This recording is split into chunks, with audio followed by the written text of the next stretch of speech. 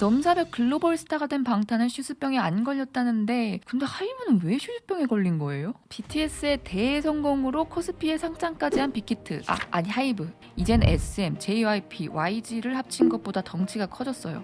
그런데 말이에요, 방탄이 잘 된 건 알겠는데 그 다음은요? 하이브 이대로 괜찮아요?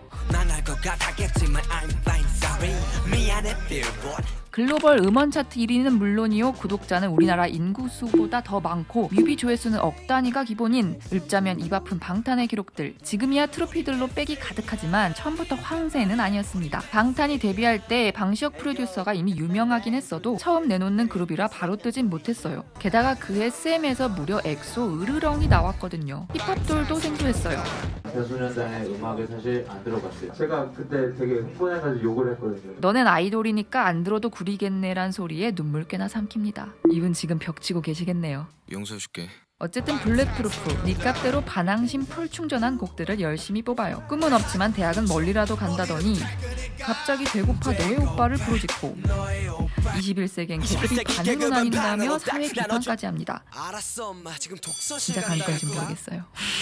컨셉도 컨셉인데 타이밍도 좋았고 전략도 잘 썼어요. 유튜브를 초기부터 엄청 잘 활용했죠. 자본력으로 승부하는 대형사와 달리 돈 안 드는 유튜브에 올인합니다. 콘텐츠의 홍수에서 빠져나갈 수 없게 알고리즘 개미지옥을 만들어요. 한번 보면 계속 떠요. 트위터의 V앱까지 실시간으로 소통하니까 모르는 애들이 괜히 가깝게 느껴지는 거죠. 원래 계속 보면 정들잖아요. 심지어 유튜브? 국경이 없어요. 와이파이만 터지면 마다가스카르에서도 볼 수 있는데 지치고 아파도 괜찮다는 위로는 국적 불문 감수성 폭발, 10대에게 먹힙니다. 세계 문화까지 끌어온 온갖 세계관에 상처 있는 소년들의 성장 스토리를 끼얹으니까 아미들이 바빠요. 떡밥 주어야 하거든요.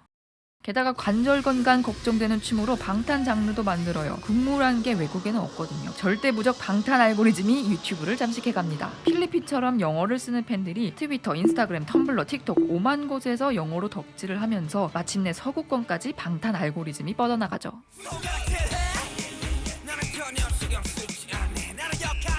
방탄 로또를 맞은 빅히트는 점점 떼돈을 법니다. 노력과 전략도 있지만 운과 타이밍, 솔직히 무엇보다 아미들의 공이 컸죠. 빅히트는 아미한테 잘해야 돼요, 진짜. 돈 냄새는 귀신같이 만남 증권가에서 슬슬 빅히트 이름이 들리기 시작합니다. 2018년쯤이었나? 외국에서 빵빵 터지면서 증권사들이 방시혁 PD한테 상장 준비를 권하기도 하고요. 곧 하겠네 싶었는데 한동안 소식이 없었어요. 방 PD가 예술가 타입이라 회사 확장에 크게 관심이 없었다나? 뭐 예술가라고 욕심 없겠어요. 히트 친 게 방탄 하나니까 애매했던 거지. 꺼낼 패가 하나밖에 없으니까. 사실상 100% 방탄으로 먹고 사는 회사였거든요. 어찌됐건 투자자들 엑시도 해줘야 하고 더 늦으면 진짜 못할지도 모르니까 여러모로 짱구를 굴립니다. 우선 레이블들 인수해서 몸집을 불려요. 제일 빠르고 쉬운 방법이죠. 소스뮤직, 플레디스 붙여서 방탄 매출 의존도를 87%까지 낮춥니다. 그래도 여전히 높죠. 2011년 YG가 코스닥 상장할 때 빅뱅 의존도가 70%여서 거래소에서 까인 적도 있어요. 외부에서 인력도 엄청 데려와요. 경영진부터 경쟁사 에이스, 변호사까지 물불 안 가리고 빨아들입니다. 스카우트 할 땐 기본으로 연봉 1.5배 이상 불렀다던데요. 돈이 진짜 많았나 봐요. 방탄을 만든 건 시스템이다를 증명하려면 신인도 내야겠죠. 후속 그룹으로 투바투를 데뷔시킵니다. 그리고 2020년 1월 공식으로 상장 준비에 착수합니다. 여담이지만 엔토사는 스타는 그렇다 치고 회사까지 콧대가 높아요. 글로벌 슈퍼스타 방탄의 위상에 걸맞게 빅히트는 국내 엔터사 최초로 코스피 입성을 도전합니다. 코로나가 터져서 걱정도 됐죠. 최대한 비싸게 상장하려면 최근 실적이 좋아야 하는데 방탄이 투어 못 돌면 그만큼 돈 못 벌잖아요. 아미밤도 안 팔리고 원하는 몸값도 높았어요. 고평가 논란이 있었는데 빅히트는 엔터사가 아니라 플랫폼 기업입니다며 비교 기업으로 무려 네이버와 카카오를 던져요. 그래놓고 SM은 뺐어요. 섭섭하다. 상장의 가장 중요한 가치는 단연 미래 성장성. 지금 잘 나가는 회사보다 미래에 잘 나갈 회사가 잘 팔려요. 그런데 빅히트, 방탄 말고 뭐 있냐, 군대는 언제 가냐는 질문에 일단 먹금합니다. 설명이 아무래도 부실하니까 7월에 거래소에서 자료 더 내세요 라고도 했어요. 찝찝하죠? 조단위 회사가 되겠다는 곳이 그때까지 IR팀도 없고 홍보팀도 허술해서 시장이랑 소통이 제대로 안 됐어요. 그래서 CFO가 직접 IR도 뛰셨다니까요. 방 PD의 기도가 통한 건지 이게 웬일. 여름부터 시장에 돈이 넘치면서 공모주 열풍이 붑니다. 80대 노인들도 줄 서서 공모주를 사는 세상이 와요. 여기다 상장을 코앞에 둔 9월 1일 한국 가수 최초로 빌보드 핫백에 오르면서 버프를 제대로 받아요. 진짜 주작인가 싶을 정도로 좋은 분위기에서 드디어 상장을 합니다. 근데 상장만 하면 끝일까요? 아니죠. 이제 시작이죠. BTS AI 아니라 사람이니까 나이도 들고 군대 문제도 남아요. 방탄이야 레전드 커리어 찍었는데 미련 없겠죠. 쩔었다. 그러나 방탄은 가도 하이브는 남습니다. 몸값이 12조 원인 상장사예요. 어깨가 무거워요. 멀리서 볼 때야 국뽕이지 내 돈 들어가면 실전이에요. 근데 엔터사의 성장성 뭘로 증명할까요? 주력 상품이죠. 돈을 벌어다 줄 아티스트요. SM이 지금의 SM인 건 한 그룹이 아니라 줄줄이 히트시키면서 믿고 보는 숨이 되면서잖아요. 그러니까 하이브가 미래에도 하이브려면 BTS 버금가는 그룹이 나와야죠. 쉽진 않죠. 엔터업계란 게 아이돌이란 게 내 맘대로 되는 게 아니잖아요. 온 우주가 도와야 합니다. 후속 그룹이 없는 건 아니에요. 투바투 성적이 나쁘진 않아요. 원래 데뷔 후 한 3년까지는 투자 기간으로 봅니다. 아직 데뷔한 지 오래되지 않아서 이 친구들이 과연 제2의 방탄이 될지는 모르겠어요. CJ ENM이랑 손잡고 엔하이픈도 데뷔시켰죠. 순수 빅히트 후속이라 하긴 애매해서 넘어갑니다. 생각해보면 차고 넘치는 돌판에서 방탄의 초대박 배경은 10대의 공감, 중소돌 특유의 헝그리 정신 아닌가요? 돈도 거의 없고 약간 굉장히 안 좋은 상황에서 고유의 스토리요. 그런데 앞으로 빅히트 아이돌에서 그런 걸 볼 수 있을까요? 글쎄요. 그런 데서 시작한 친구들한테 헝거리를 기대하는 건 좀 무리일 수도? 제가 돈이 없어서 여기까지 하겠습니다. 용서해줄게.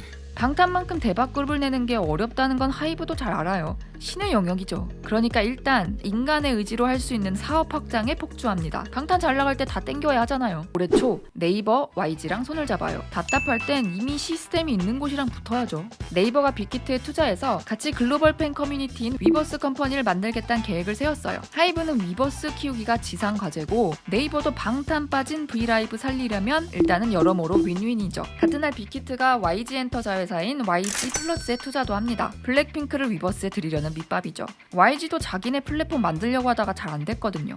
원래 인생을 바꾸려면 이름부터 바꾸는 거죠. 3월엔 개명을 해요. 빅히트 엔터에서 엔터 떼고 하이브로 재탄생합니다. 종합 엔터테인먼트 라이프스타일 플랫폼 기업으로 거듭나겠다는 의미래요. 정확히 뭔 말인지는 저도 몰라요. 터도 옮기죠. 삐까뻔쩍하네요. 저게 다 아미들이 올린 겁니다, 여러분. 비싸게 상장은 했는데 상장 직후 주가는 지지부진했어요. 기관 투자자들이 락업진하고 팔아버리고 여전히 방탄이 돈 잘 벌어오긴 했지만 약발이 떨어져 가기도 했고요. 주주들을 만족시킬 큰 한방이 필요하던 시점이었어요. 4월 1일 바뀐 이름에 걸맞게 사업구조 개편을 발표합니다. 음악 관련 일은 빅히트 뮤직으로 떼어내고 그 외 사업들은 하이브에 몰아넣으면서 교통정리를 해요. 그니까 딴 일을 많이 벌여보겠다는 거죠. 더 중요한 건 다음 날이에요. 하이브가 무려 1조 원에 미국의 유명 레이블인 이타카 홀딩스를 인수한다고 깜짝 발표해요.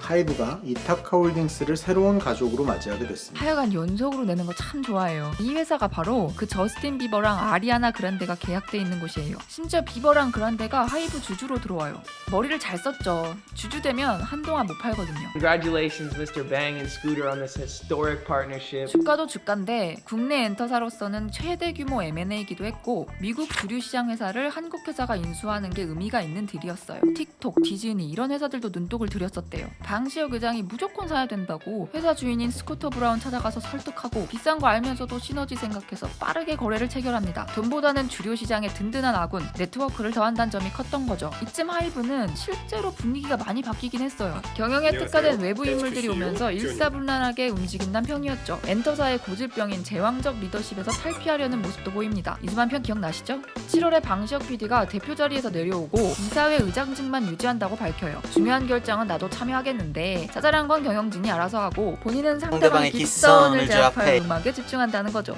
이 정도면 경영 잘하는 거 아니냐고요? 위버스 얘기를 안 할 수가 없네요. 네, 그 플랫폼 기업의 근거인 위버스요. 방 의장이 엄청나게 신경 쓰고 사활 걸고 있다는 숫자가 잘 나오긴 해요. 실제로 상장할 때 기관 투자자들이 방탄에는 갸우뚱해도 위버스 숫자에는 설득이 됐다네요. 사용하는 사람들이 꾸준히 늘었죠. 얼마 전에 블랙핑크가 들어왔을 땐 당일에 100만 명이 늘었어요. 엄청나죠. 실제로 이제 위버스 포함해서 간접 매출 비중이 50% 이상으로 올랐어요.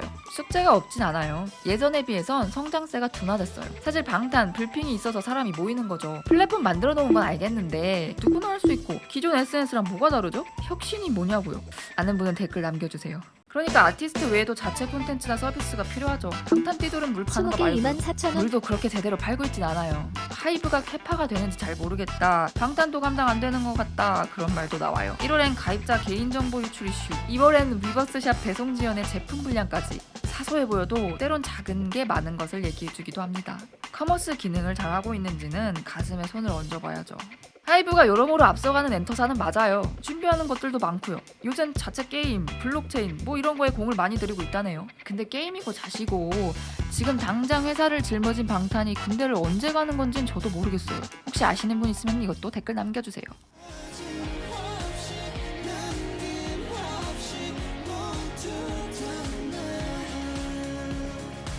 2015년 발매된 BTS의 세 번째 미니 앨범 제목이 화양연화예요. 인생에서 가장 아름답고 찬란한 시간이란 뜻이죠. 지난 몇 년간 그리고 여전히 지금이 아이돌 방탄소년단의 화양연화임은 분명합니다. 하이브의 화양연화는 지금일까요? 아니면 아직 오지 않았을까요? 이상 스튜디오 퍼즐이었습니다.